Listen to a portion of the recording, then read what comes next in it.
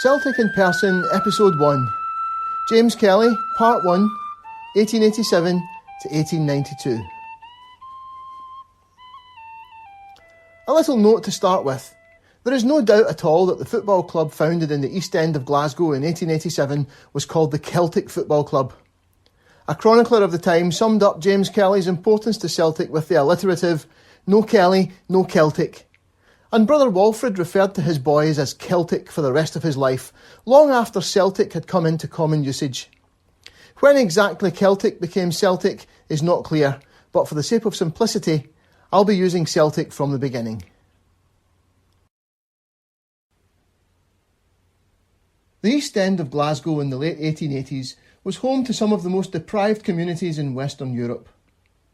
An underclass of Irish Catholic immigrants struggled for work and acceptance alongside equally as poor native Scots, who in many cases deeply resented this ready pool of imported labour willing to accept even lower wages than they were able to squeeze from employers who cared little for workers' rights. The division was exacerbated by religion, with the native Scots mainly following a particularly anti-Catholic brand of Presbyterianism. Huddled around their parishes and missions, the Irish community in the East End was producing a small emerging middle class of publicans, lawyers and small business owners who felt a keen sense of duty to help the poor, motivated by their strongly held Catholic faith.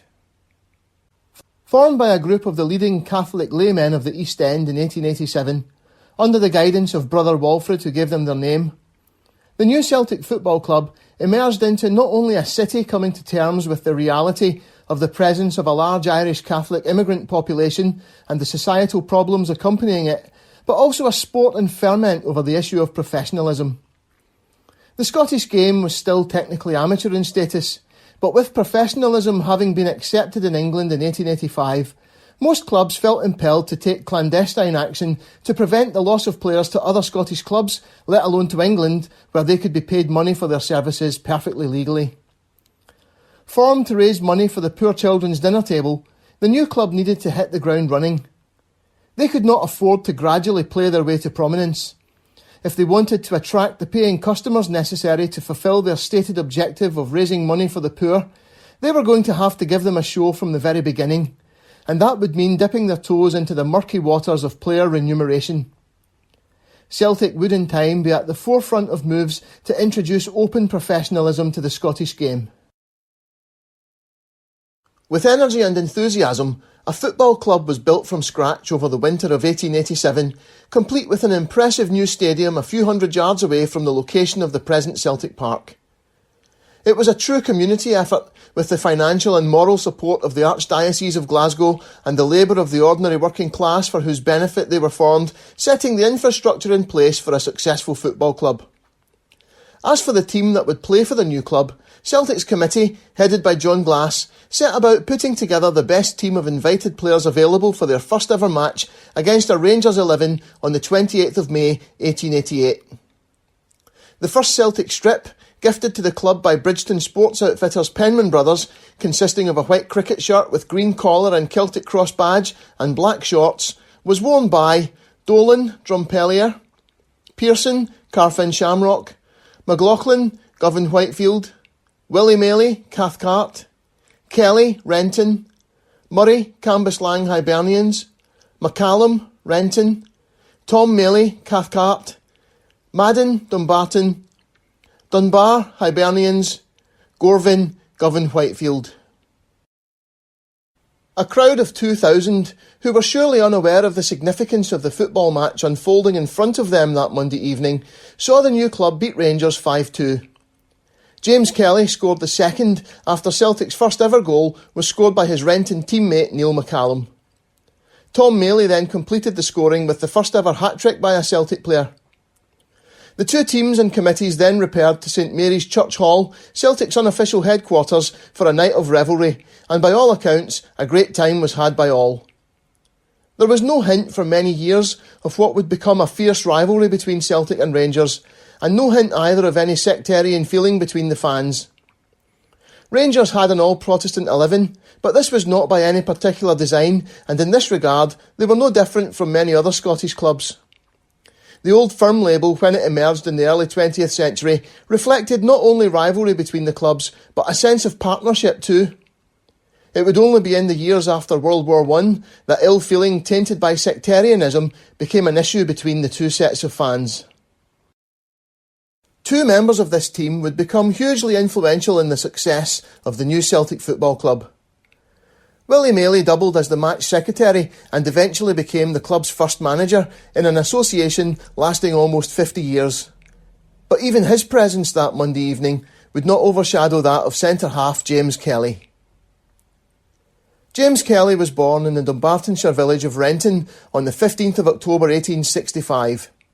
The 22-year-old was a star of the Renton team that won the Scottish Cup in 1885 and again in February 1888, before taking part in the famous World Championship match against FA Cup holders West Bromwich Albion less than 2 weeks before he turned out for Celtic for the first time.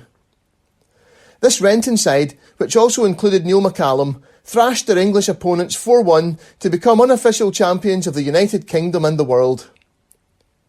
Kelly had also recently won his first Scotland cap, being part of the side that lost 5-0 to England in Glasgow on St Patrick's Day. It was not long before the small village side would see its players plundered by bigger clubs, and Kelly and McCallum were both said to have promised to sign up with Hibernians for season 1888-89. They had both also impressed West Bromwich Albion enough to be approached by them in the autumn of 1888 with a view to moving south. The young Kelly was an undoubted star of the Scottish game, and acquiring his services would prove to be a coup for the new club.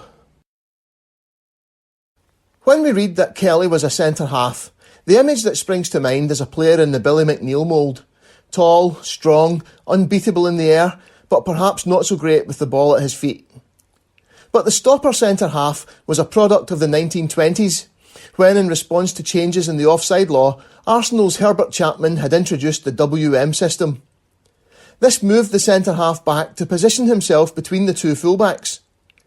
In the late 19th century, the centre-half was more like a modern defensive midfielder. James Kelly was more like Billy Bremner than Billy McNeill. Like Bremner, Kelly had started his career as an outside right before his generalship potential was spotted and he was moved inside.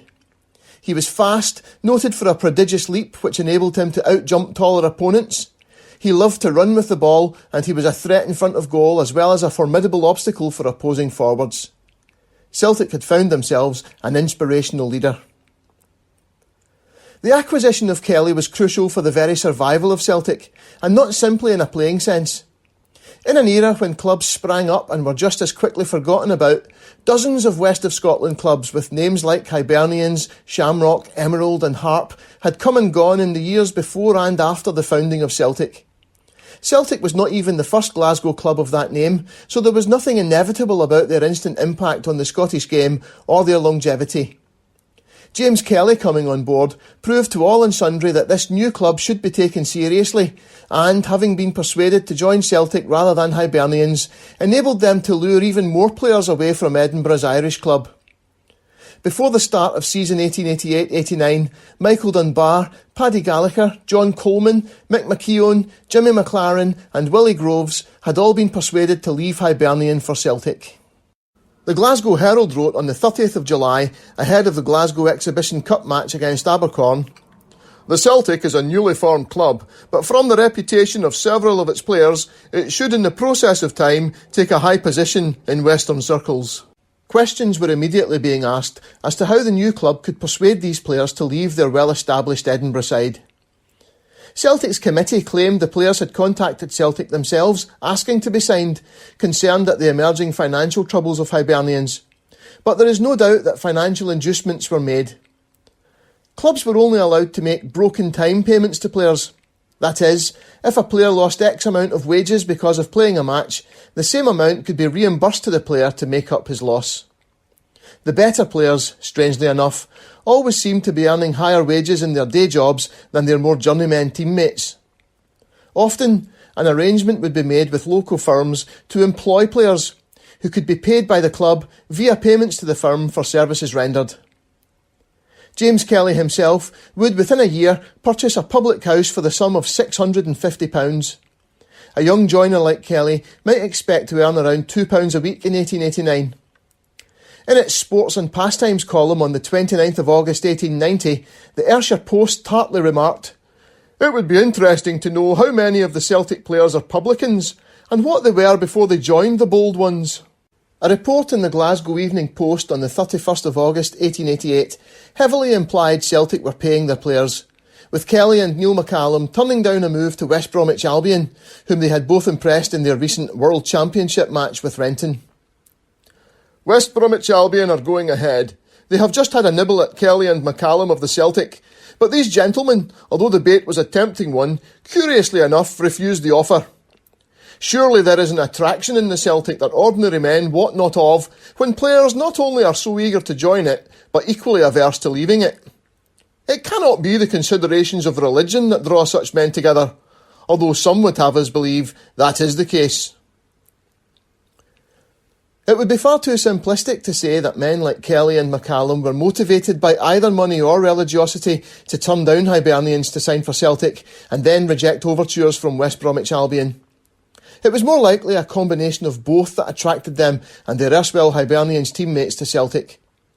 They would have felt a natural affinity with the new Celtic club and must have been keen to be involved in the venture, but it would not have hurt at all that they benefited financially from their involvement. How differently might Celtic's story have turned out had Kelly defected so soon after their launch?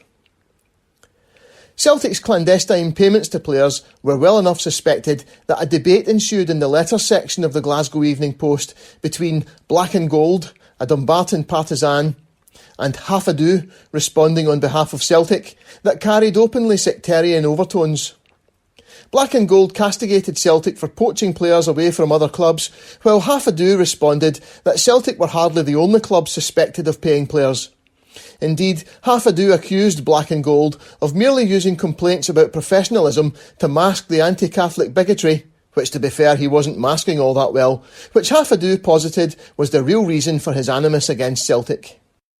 After complaining that "the principle of organising a club of which the membership shall be confined to Roman Catholics is not one agreeable to common sense or religious tolerance," Black and Gold wrote in a letter published on the 31st of August, "Perhaps the greatest objection to the Celtic Club is the manner in which its prominent players have been gathered from all parts of Scotland by the most barefaced and detestable tactics yet practised by a Scottish club. Was it their Irish patriotism that induced Kelly and McCallum to desert the strongest football combination of modern times, the present champions of the world? And here I should like to put an arithmetical question to the SFA legislators. How is it that by his daily work, a player in Dumbartonshire makes, say, 15 shillings a week, and on being taken under the patronage of a club such as the Celtic, makes double that amount? If that workman had not been a clever football player, would he have got the same wages? Certainly not. And is, say, his employer so zealous for the success of Catholic football as to be 15 shillings per week out of pocket for the sake of retaining the services of this able player? I don't think so. The whole business is a disgrace to Scottish football." Half-a-Do responded in a letter published on the 5th of September. "On looking over last Friday's news, I see a letter about the Celtic Football Club, signed Black and Gold, about that club being confined to Roman Catholics. Is he so blinded by prejudice that he cannot see the same principle adopted by most of the leading clubs in Glasgow? Is there a Roman Catholic playing in the following 5 leading clubs in Glasgow? Queen's Park, Rangers, Third Lanark, Clyde or Cowlairs? I make bold in saying there is not one. Yet Black and Gold asks permission to call attention to what he considers contrary to religious tolerance or common sense, namely the formation of a Roman Catholic football club in Glasgow who are all of one nationality and religious belief, and suggests that, as the famous combination of Celtic are all Irish and Roman Catholics, the association should squelch it. In my opinion, what offends Black and Gold most is the playing abilities of that team he has taken upon himself to revile. He foresees in the near future that the Celtic will be one of the leading clubs in the Scottish Association, and in consequence would do all in his power to stir up religious animosity against them."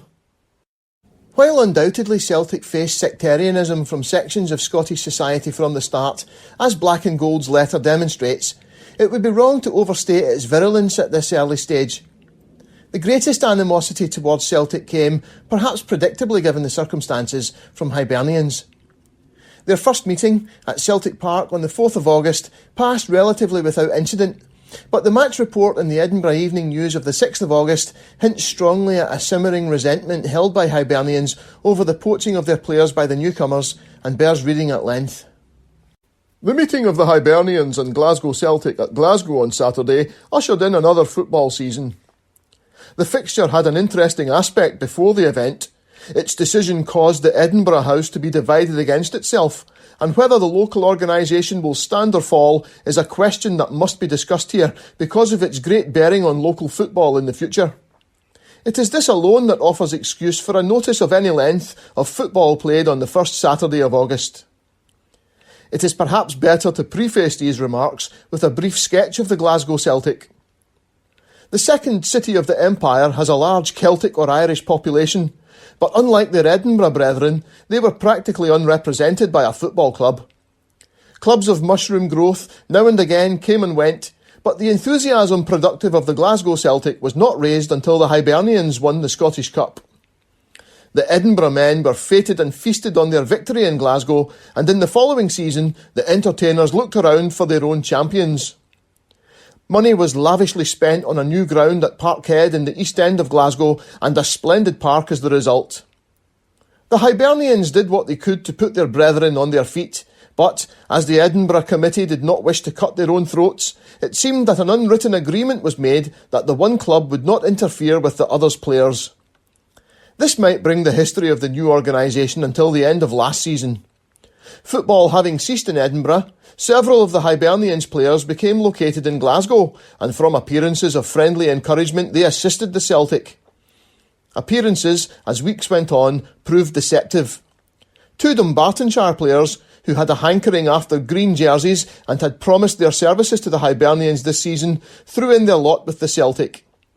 Gallagher, Coleman, and even an Edinburgh lad like Groves likewise gave an allegiance to the Glasgow team, and rumour went so far with her many tongues as to assert that the backbone of the Hibernians' defence, McLaren and McKeown, would go the same way. The Edinburgh Committee were reasonably sceptical of this, but the last hopes proved deserters too. What the players had to gain, in a football sense, by their new steps, it is difficult to imagine. It was as easy to gain preferment at Easter Road and Renton as at Parkhead, but many will suggest the answer to be the fleshpots of Egypt, and cynics will explain the defection by quoting a proverb about rats. It may be imagined that the Hibernians were in straits for an 11 to successfully cope with the picked team of the Celtic. Having taken the bulk of the Hibernians team, Celtic by all accounts expected an easy win. But the hastily put together Edinburgh side made a game of it, taking the lead twice before going down to a 3-2 defeat. The animosity apparently only ran one way at this stage, with the Edinburgh Evening News continuing, "The exhibition of football was a capital one, and the result was in doubt until 2 or 3 minutes from the close. There was some spleen vented in the match, in which, strangely, the bulk of supporters favoured the scratch 11 representing the Hibernians. Possibly the Celtic entered into the game with less heart than they will in future matches, but they only played for the balance they gained. The services of the majority of the Celtic players did not avail the Hibernians much last season when they lost the Scottish Cup and Shield. What they will do in the ranks of the Celtic it is not easy to predict, but there is not much risk to saying that the team, when knit together, will take leading place in Glasgow."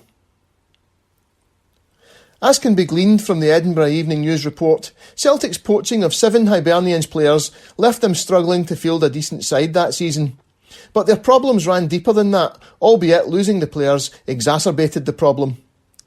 Financial mismanagement, together with the loss of their best players, left Hibernians facing an existential threat, and they ceased operating altogether in 1891. It would be 2 years before they played again, by which time they had dropped the S from the end of their name and no longer required their players to be members of the Catholic Young Men's Society. The next meeting of the two teams turned out to be a stormier affair at Easter Road on the 20th of October 1888. This one even made the pages of the London-based Sporting Life, which wrote on the 24th of October, "A friendly contest, which occasioned great local interest, was the meeting between the Glasgow Celtic and the Hibernians. It may be remembered the newly formed Celtic consists of a majority of players who were formerly in the Hibernian club. Tom Campbell and Pat Woods write in Dreams and Song to Sing, A New History of Celtic, that mounted police had to clear the pitch of invading spectators in the second half, with Celtic leading 3-0. The match was played in a toxic atmosphere, with perhaps the most descriptive report appearing in the Aberdeen Press and Journal on the 22nd of October. There was a large gathering of Irishmen at Easter Road, Edinburgh, to witness the first meeting of the Hibernians and the Glasgow Celtic, the majority of whom were members of last season's Hibernian team. At first, the appearance of the deserters of the Edinburgh team were received with coldness, but as the game went against the Hibernians, the latent spirit of animosity displayed itself, and the terms renegade, Judas, and much stronger expletives were freely and loudly applied by the spectators at all points of the field towards the ex-members of the Hibernians who were now enrolled in the Celtic ranks. The game proceeded amid general groaning for the Celtic and loud cheers for the Hibernians. After about 10 minutes play, Connor scored the first goal for the Glasgow team, and shortly afterwards, Coleman added a second goal. Not long afterwards, Dunbar notched a third point. Half-time was called with the score 3-0 against the Hibernians. Shortly after the start of the second half, a dispute arose near the Hibernian goalmouth, and Kelly was somewhat roughly dealt with by the spectators at the goal. The field was immediately crowded, the players were surrounded, and for some time the utmost confusion prevailed. After some delay, during which a free fight seemed imminent, the field was cleared and play resumed. While it may be understandable that Hibernian supporters would feel aggrieved at the manner in which Celtic had recruited 7 players at their expense, it was hardly unusual in that era for clubs to poach players from rival teams, and Hibernians themselves were no innocents abroad in that regard, as hinted at by the Lancashire-based Athletic News in a marvellously understated report on the 23rd of October. There was a little scene at Easter Park on Saturday in the match between the Hibernians and Celtic. The latter have this season taken several of the Hibs to Glasgow, and the Edinburgh supporters showed their appreciation of that action by subjecting the Celtic to a storm of abuse. I am not blaming the Hibs players or the Hibs committee, it was the Hibs supporters. And considering the conspicuous part played by the Hibs for some years in removing players, I think it was very bad taste to treat the Celtic as they were treated. But that is a personal matter. The game was played and it ended in a win for the Celtic by 3 goals. But for intimidation, the Celtic would have won by much more. I hear that the Glasgow Irishmen will have no further dealing with the Hibs, and after Saturday's experience, it will be to the benefit of Scottish football, as well as the clubs interested, that no more matches should be played. Interestingly, while the Athletic was at pains to exonerate the Hibernians players and committee from blame, the Edinburgh Evening News wrote, "In course of the game, the crowd kept at it. The ex-Hibernians were dubbed endless unenviable nicknames, from traitors to professionals. The committee man and the small boy rivalling each other with expressive and abusive phrase." Celtic's first season was a successful one for a newly formed club. Having followed up the win over Hibernians in August by thrashing Ardrionie 6-1 and Clyde 5-1, both away from home, their reputation was spreading far and wide, with the Dundee Courier of the 20th of August describing them as the coming club of Scotland. They suffered a reversal in their first ever cup final in the Glasgow Exhibition Cup, going down 2-0 to Cowlairs at the exhibition grounds at Kelvinside on the 6th of September, but exacted brutal revenge in the second round of the Scottish Cup at Celtic Park a few weeks later, crushing Cowlairs 8-0. The Coatbridge Express wrote on the 26th of September, "It was a good game, albeit the number of goals, but the splendid play of Groves in the centre, McLaren and Kelly at half, and McKeown at back was simply perfection. The Celts deserved to win, and on present form, I doubt if there is a team in Scotland likely to check their progress to the cup they fought for against Cowlairs." James Kelly was the rock on which the earliest Celtic teams were built, and their first undoubted star. The new club, by now wearing the green and white striped jerseys and white shorts that would take them into the 20th century, reached the Scottish Cup final in their very first season, losing 2-1 to Third Lanark at the second attempt on the 9th of February 1889, after the first match on the 2nd of February had been voided due to heavy snowfall during the game. In its report of the final, the Glasgow Evening Post went through each team individually and wrote of Kelly, "Captain James Kelly is one of the most notable men in the team and in his place one of the very best in Scotland. Little McNee of Renton was his football godfather. It was in the Little Wanderers team, the Renton Wanderers, that Kelly was taught to play. He first came out as a right-wing forward and in the Renton for a season played in that position. The here, there and everywhere style of his play caused the committee to give him less elbow room and they placed him at centre-half. He revelled in the place, made it his own and has the credit of being the best centre-half Scotland has produced. His great speed enables him to carry the ball single-handed in the open, though he is inclined to overdo the dribbling. He lacks judgment in placing the ball and is not so useful as he might be near goal. He is very smart in catching up the forwards opposed to him, seldom loses his temper and is thoroughly liked by his men.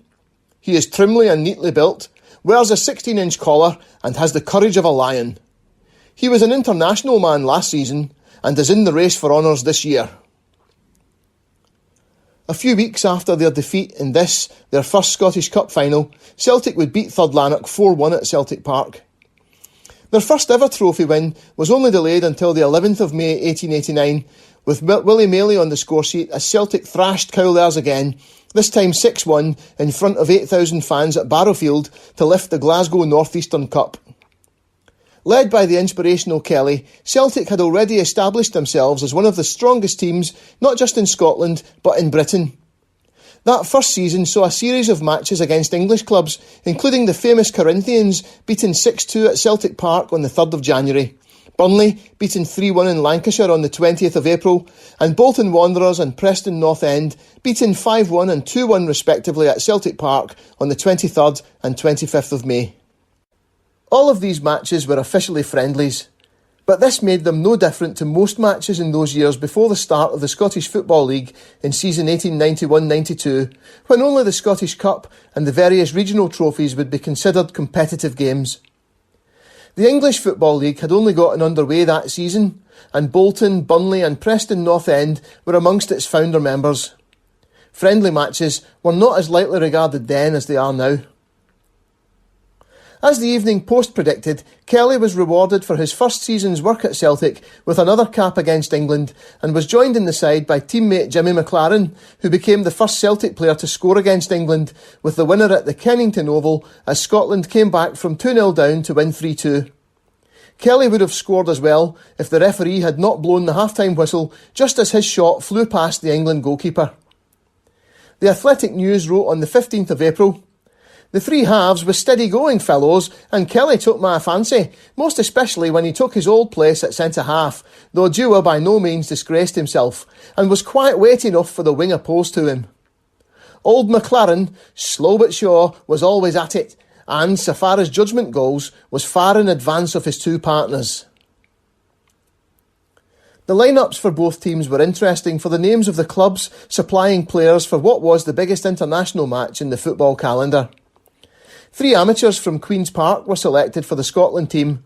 Of course, all 11 were nominally amateur, with Celtic the next most represented club with 2.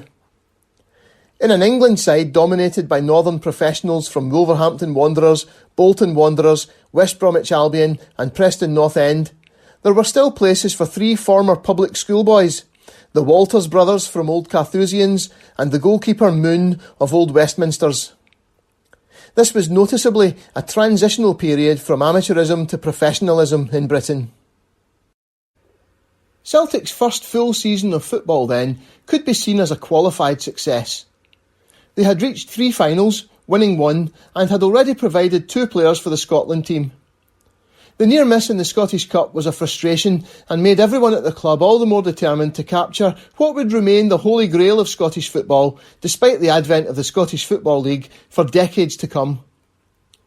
More importantly than football, with the new club being taken to the hearts of the burgeoning Irish Catholic population of not just Glasgow but the surrounding area, crowds were flocking to see their new heroes, and the club's balance sheet showed that by the summer of 1889, over £330, a huge sum in those days, had been paid to Catholic charities in the city. Brother Walfred's vision had come to its fulfilment, although sadly this was not destined to continue for very long, as football gradually became more important than charity to the majority of the committee men running the club. Celtic's second season was tinged with disappointment. Having reached the Scottish Cup final in their inaugural season, they were paired with Queen's Park in the first round on the 7th of September 1889. The match was played at Celtic Park and attracted a huge crowd, with newspapers reporting the ground being full to bursting an hour before the scheduled kick-off time of 4 p.m. So full was the ground, with the attendance anywhere between 16,000 to 20,000, that the crowd frequently encroached onto the pitch, and after yet another spillage early in the second half, both captains agreed that the match would continue only as a friendly. A replay was ordered at Hampden on the 14th of September, with the admission price doubled to keep the attendance down. This time around 10,000 turned up to see Queen's Park win by 2-1 and send the previous year's beaten finalists out at the first hurdle. Celtic continued to pull in the crowds and continued to grow their reputation for fast, exciting, attacking football, but by the end of the season had only another Glasgow North Eastern Cup to show for their efforts, beating Northern 2-0 in the final on the 15th of March. There was further international recognition this season for James Kelly, again capped against England in a 1-1 draw in Glasgow on the 5th of April. A measure of Celtic's standing was the presence in the Scotland side of three Celtic teammates, Mick McKeown, Jimmy McLaren and Willie Groves. Curiously, McLaren captained the team rather than Kelly. The game in Scotland was booming. Attendances soared and many clubs were taking in large sums of money. But with only the Scottish Cup and various regional trophies to play for, clubs could find themselves without attractive opposition on any given Saturday.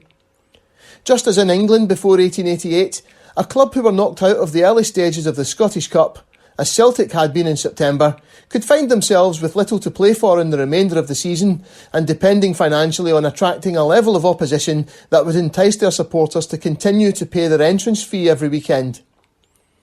With this in mind, and following the lead of English clubs 2 years before, the Scottish Football League was formed in April 1890, consisting of 11 clubs: Abercorn, Cambuslang, Celtic, Cowlairs, Dumbarton, Heart of Midlothian, Rangers, Renton, St Mirren, Third Lanark and Vale of Leven.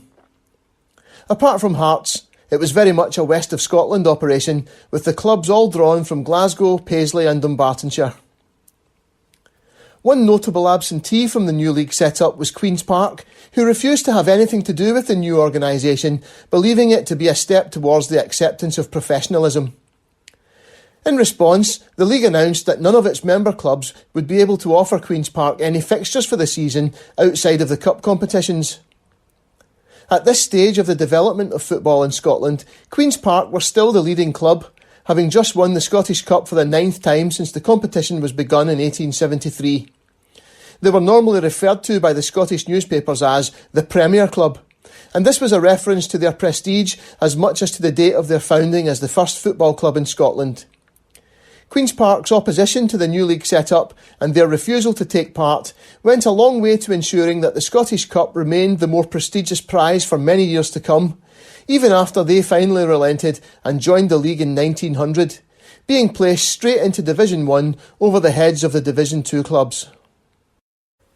The very first league campaign got off to a disastrous start for Celtic, and its roots lay in a match at the end of the previous season, a benefit game for Renton's James McCall that caused huge controversy.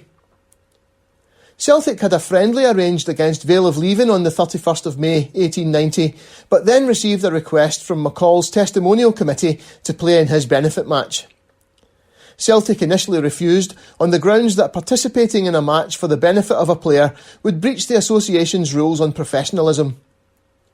A way around the regulations was found when it was proposed Celtic would play Old Renton, a team made up of former Renton players, most of whom were now professionals playing in England. Professional players who returned to Scotland from England were not allowed to play for Scottish clubs for 12 months after their return, but Old Renton were not a member club of the SFA, so it was believed they would fall outside of their jurisdiction. The money raised would be split between the clubs, and McCall was presented with a gold watch and appendages by the committee rather than cash. He also received the sum of £100, but this was raised from private subscriptions rather than the gate money. Celtic, for their part, as outlined by Secretary John O'Hara in a letter to the Glasgow Evening Post on the 25th of August, donated their share of the proceeds from the match as follows. The Little Sisters of the Poor, £50. Lanark Hospital, £30. Whitevale Refuge for Children, £20. Lanark Orphanage, £10. As former Renton players, both James Kelly and Neil McCallum turned out for Old Renton for the occasion. Celtic had been informed by the SFA president that they could not play in this match, but he acknowledged that he had no power as president to veto it, and he was merely expressing a personal opinion.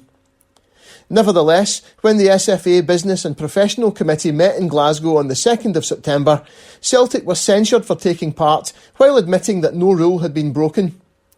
Kelly and McCall were both suspended for playing for Old Renton. The SFA stated that the Celtic greatly erred in playing the match after their secretary had been officially or unofficially informed that the president had refused permission. And while sorry no printed rule exists bearing directly on the point, in which case a term of suspension would be meted out, the committee hereby censures the Celtic for their action and also Messrs McCall of the Renton and Kelly of the Celtic, who are now under a suspension for playing in the Old Rentonian team. As a result of the suspension, Kelly missed league matches against Cambuslang and 3rd Lanark, the second a 2-1 defeat, and the Scottish Cup first-round victory over Rangers. Curiously, no mention was made of a suspension for Neil McCallum, who also played for Old Renton in the offending match.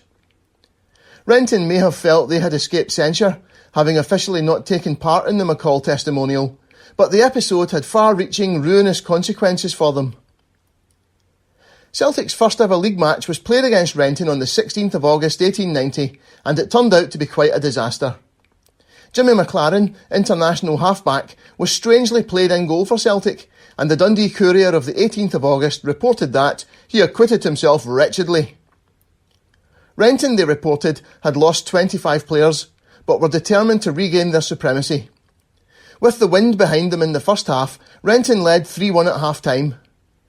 As expected, Celtic had by far the better of the second half, but failed to convert any of the numerous chances they created, and it was Renton who added to their score, running out 4-1 winners. All well and good for Renton, but there was trouble ahead for them. After an SFA investigation into professionalism, when they called for the books of numerous clubs for scrutiny, including all 11 league clubs, they declared that the Edinburgh club, St Bernard's, were professional and expelled them from the association. The St Bernard's Committee promptly formed a new club called Edinburgh Saints and announced that they would be fulfilling all of the St Bernard's fixtures, one of which was a friendly against Renton. The Dumbartonshire club ignored the SFA's instruction that member clubs should refuse to play the Edinburgh Saints, and the Business and Professional Committee promptly expelled Renton too, and all players involved in the match were suspended until April 1891. The upshot of this for Celtic was that the 4-1 defeat in the first league match was voided and wiped from the record. Renton were not accepted back into the association until the following season. Celtic had bounced back from this defeat, and with newly signed goalkeeper James Bell in the side for the visit to play Hearts at Tynecastle and McLaren restored to the half-back line, they posted a 5-0 victory to take their first ever league win and 2 points. The Athletic News recorded on the 25th of August, "Many a Celtic heart let go a prayer of relief when they saw General McLaren take up his old place at half-back. The General is not a goalkeeper." Unfortunately for Celtic, they were about to fall foul of a league rule on the eligibility of players.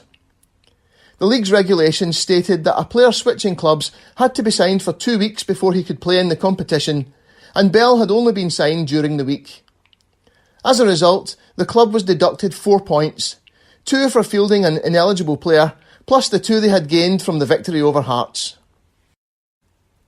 Kelly's suspension and the 4-point deduction really gave Celtic an uphill struggle in this inaugural league season, and worse was to come in the Scottish Cup, where they had navigated their way to the quarter-finals, where they were drawn away to a strong Dumbarton side.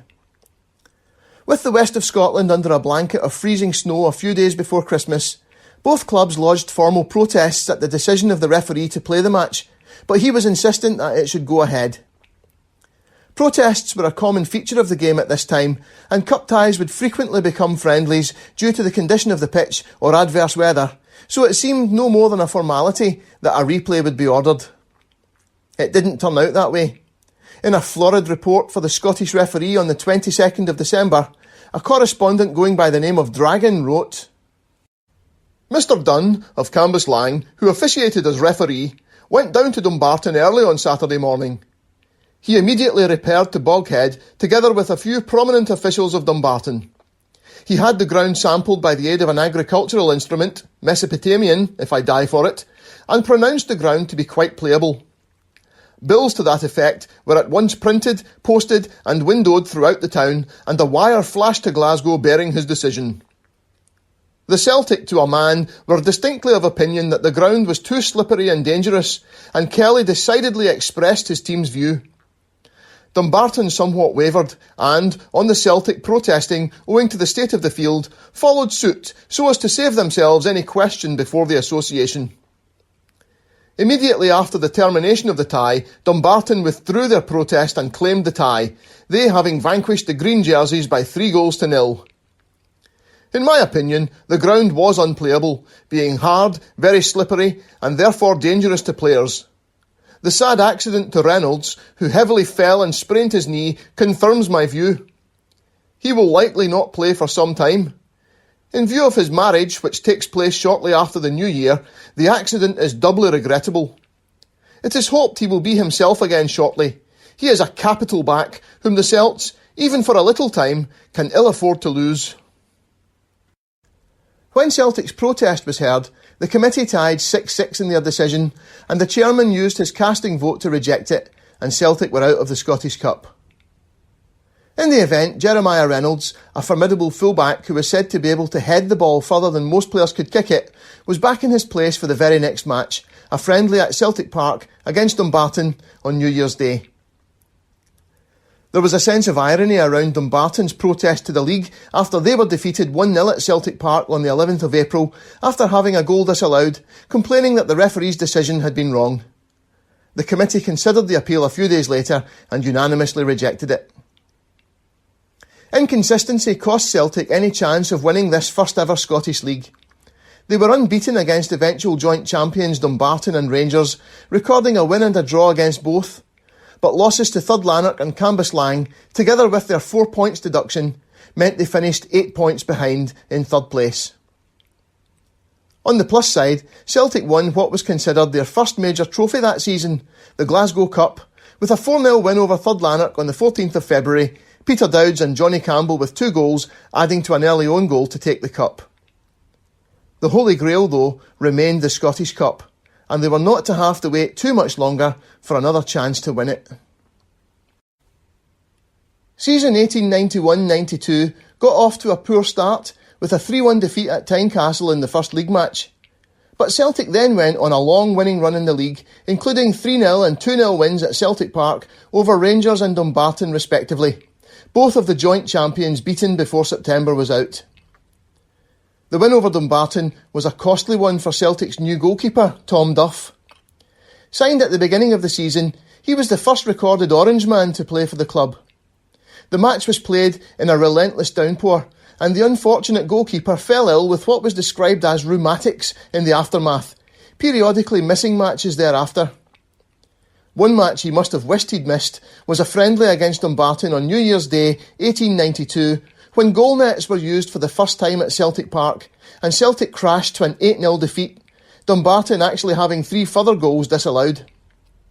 Maybe the New Year celebrations had been overdone a little bit the night before. Notwithstanding Duff's absence, Celtic continued relentlessly on through the autumn and early winter of 1891, beating all comers, including Blackburn Rovers, defeated 3-2 in a home friendly on the 1st of October. The first silverware of the season was secured on the 12th of December, when Clyde were crushed 7-1 in the Glasgow Cup final, thus retaining the trophy won for the first time the season before. The match was played in a snowstorm at Cathkin Park, and the newspapers reported that neither of the league matches that took place that day were played to a finish. Celtic led 2-0 at half-time through goals from Neil McCallum and Alec Brady, and then a second-half avalanche buried Clyde, with Sandy McMahon, James Kelly, Johnny Campbell and Johnny Madden with 2 completing the rout. In a report that seems quite slanted towards Celtic on the 19th of December, the Lanarkshire Upper Ward Examiner wrote, "It was what is known as a county or local cup tie day, and the chief item on the programme was the Glasgow final between Clyde and Celtic, which cup was held for last season by the famous Irish combination. Everybody expected they would again carry off the trophy, but if anything, Saturday was just such a day as might have favoured the up and down Clyde, to effect one of those marvellous surprises associated with their name, chief of which was the ousting of the Queen's Park in the semi-final round by 3-2, an event that will ring in the ears of footballers for many a day to come. Fortunately, however, no such surprise happened.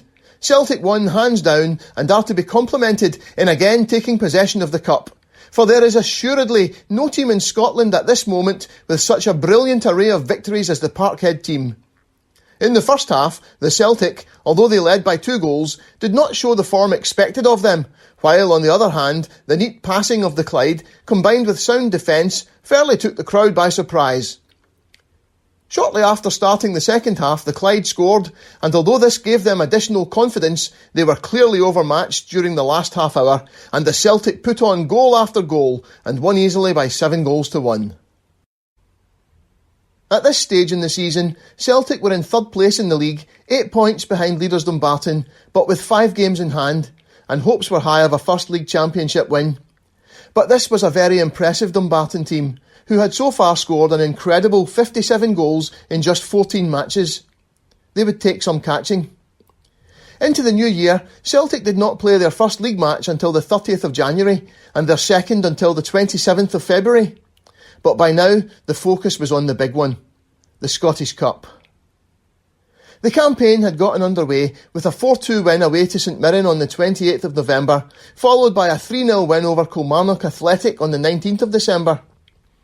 A 4-1 win over Cowlairs on the 23rd of January set up a semi-final meeting against Rangers, which took place on the 6th of February at Celtic Park. Celtic were clear favourites to reach the final, with Viator writing in the Glasgow Evening Post the day before,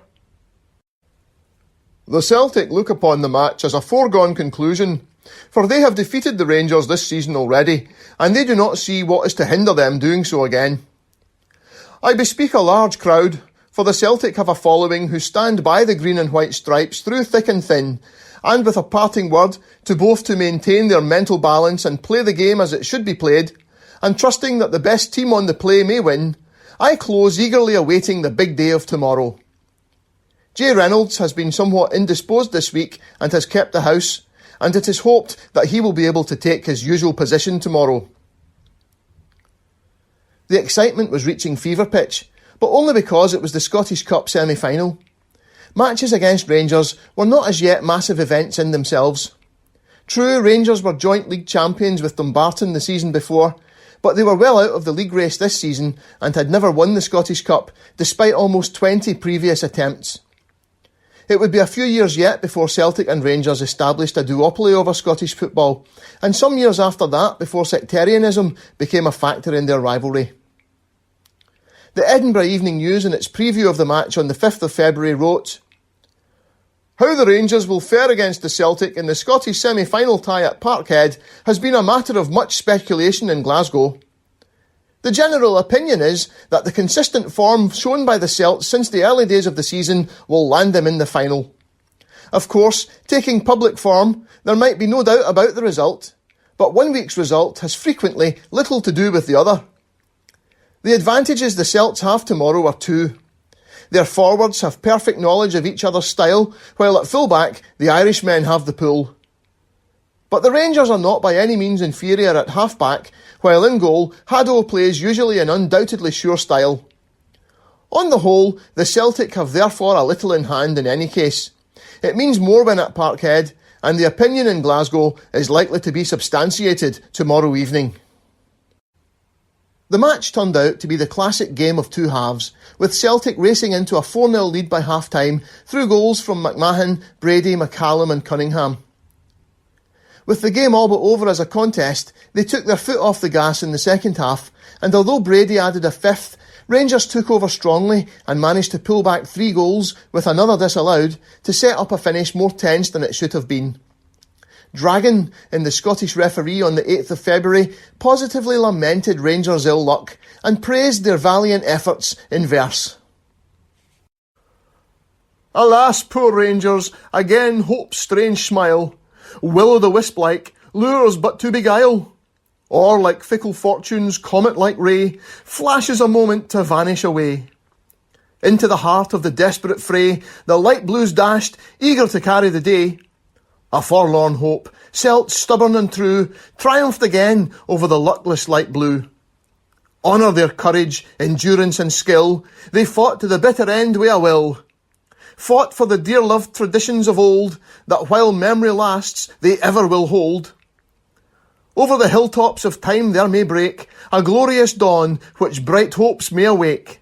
Forward, light blues, play and practice the game, and the laurels of victory will deck you in fame. Dragon had words of praise too for James Kelly, writing of the Celtic captain, the most brilliant centre-half in Scotland, and withal a very popular player. He scorns shady play and invariably gives a finished exhibition of what half-back play should be. He dearly loves to have a dribble himself, and many a thrill of delight has passed through the spectators when Kelly, getting the ball at his toe, performed a dazzling run up the centre. He has played against England in the international 3 years, 1888, 1889 and 1890, and against Ireland once, 1886. The old Rentonian is still as good as ever, and his very presence seems to inspire confidence in the team. A close scrape it may have been in the end, but Celtic were once again in the Scottish Cup final, and this, their second attempt, seemed to be even more formidable a task than the first against Third Lanark in 1889. The other cup tie played that day was a quarter-final second replay between Hearts and Renton, eventually won by the Dumbartonshire club, who went on to lose in the other semi-final to Queen's Park, who, despite their clinging resolutely to amateur status and standing aloof from the league, were still regarded as the top club in Scotland. They had in fact hammered joint league champions Dumbarton 4-1 in their own quarter-final replay. This was it. The establishment club against the outsiders. The native Scots against the Irish. The amateurs against the amateurs. Queen's Park weren't the force they had been 10 years before, but they were still regarded as top dogs in Scottish football, and Celtic couldn't have chosen tougher opponents. Only 3 players remained from the team that had played Third Lanark in 1889, James Kelly, Willie Maley and Neil McCallum. In a match preview on the day of the final, the Glasgow Evening Post described them thus: W. Maley, a scholarly player, one of the founders of the Celts. His qualities of head, heart and feet have made him beloved by the membership. Played in the final of 89. Soft of temper, he rests rather than rushes. He scorns meanness and stands into his opponents like a gentleman. Second final. J. Kelly, captain. Champion Renton's great centre-half, now feeling the hand of time on his shoulders, still of such pluck, build and speed as to take a lot of killing. Many people think him failing, but he only requires a great occasion to draw him out and disappoint his detractors. Has played in 4 finals. N. McCallum. Ely would be a better cognomen for this clever, tricky forward. Cheery, good-hearted, a fine dribbler, an accurate close passer and a dead shot. 4th final. It's curious to read that the hand of time was on Kelly's shoulders. In March 1892, he was still only 26 years old. The first attempt at the Scottish Cup final of 1892 took place at Ibrox Park on the 12th of March amidst huge excitement and a massive crowd for the time of 40,000 crammed into the ground hours before kick-off. Unfortunately, just as in the first round tie between the two sides in 1889, the crowd repeatedly spilled onto the pitch, and it was agreed that the match would proceed only as a friendly and the final would be played again at a later date. Trophy presentations did not take place at the end of finals in those days, but in the pavilion, or the players and officials might repair to a restaurant or club later in the evening for the handover. So many of the crowd were convinced as they left the ground that Celtic had won the cup with a narrow 1-0 win. There were complaints made over the next few days about the rough element who had caused trouble at the match, leading to crowd encroachments. But in fact, Ibrox had been dangerously overcrowded. In the letters column of the Glasgow Evening Post on the 14th of March, a letter signed by Justice complained, "As doubtless the majority of your readers are aware, the Rangers Committee issued tickets for reserved seats on the stands for last Saturday's match at Ibrox. NB, seats to be reserved for ticket holders till 3:15 p.m. Having procured a ticket for the shilling stand, I wended my way leisurely towards the battlefield and arrived there about 2:40 p.m. On going to the stand and presenting my ticket, I was calmly told, 'Your ticket's of no use.' It was no use arguing, for the stand was literally packed. But why was it packed at that time? Why was the man at the pay box allowed to sell 411 tickets to non-ticket holders before 3:15 p.m? These numbers are correct, for the man showed me his accounts." Another letter, signed by A Remedy for Breakers In, had a suggestion for keeping crowds from the pitch. "Until the SFA or clubs on their own account adopt the following or similar plan, they will never be able to properly carry through any important match, but always be at the mercy of the rough element. Re last Saturday's match, I would suggest that round the track, where we now have the useless wooden railing, a strong iron fence, 6 feet in height, with sharp spikes at the top be erected, and so make it impossible to climb over. Then the disturbers of all important events can howl to their heart's content, but nothing more, and the real lovers of the game can enjoy it in peace and without fear of the game having to be played over again." Celtic then dropped what would prove to be 2 crucial league points, with successive draws against Clyde and Vale of Leven, followed by a 4-1 thumping of Nottingham Forest in a friendly match before the final replay on the 9th of April. The Glasgow Evening Post on the day of the match wrote of Celtic, "The Celtic Club was formed in December 1887 and since its formation has contributed largely to charitable institutions, to which end it devotes £5 per week. According to the club's report, over £500 was donated in 1888-89, £400 in 1889-90 and £500 in 1891, exclusive of the sums raised by the charity competitions and benefit matches played by the club. The Celts presently hold the handsome Glasgow Cup, having defeated Clyde in the final tie thereof. In playing ability, the Celtic occupies a high position in the football world, attained by genuine sterling play.